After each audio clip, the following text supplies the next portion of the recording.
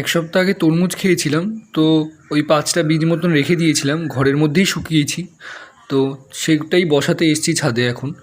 তো দেখা যাক কত দূর কী গ্রোথ হয়। আর এখন তরমুজের শেষ সিজন, মানে তরমুজের সিজন শেষ প্রায়, তো এখনই বসাচ্ছি।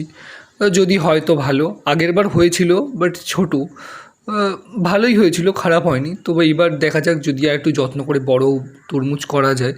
আর দেখছিলাম যে কোথায় বসানো যাবে। আর যাই হোক, লঙ্কা গাছের তলায় তো বসানো যাবে না, তো এই কারণে সামনেটাতেই বসাবো।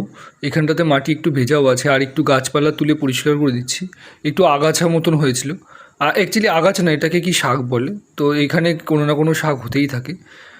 যেহেতু সবজির খোসা দেওয়া হয় গাছের গোড়ায়, ওই কারণে শাক সবজি গাছে অটোমেটিক্যালি হয়। বেগুন গাছও হয়েছে সাইডে, বেল গাছ হয়েছে। বেল গাছের দানা বোধহয় যাই না কোনোভাবে পড়েছে।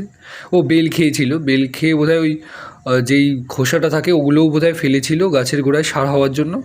তো ওটা থেকেই, ওই দানা থেকেই গাছ হয়ে গেছে। যাই হোক, তরমুজের দানা বসানো হয়ে গেছে।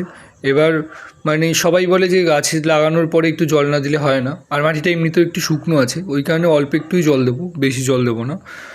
তো দেখা যাক, যদি কিছু হয় তো আপডেট অবশ্যই দেবো। তাহলে আজকের মতন টাটা, দেখা হচ্ছে নেক্সট ব্লগে।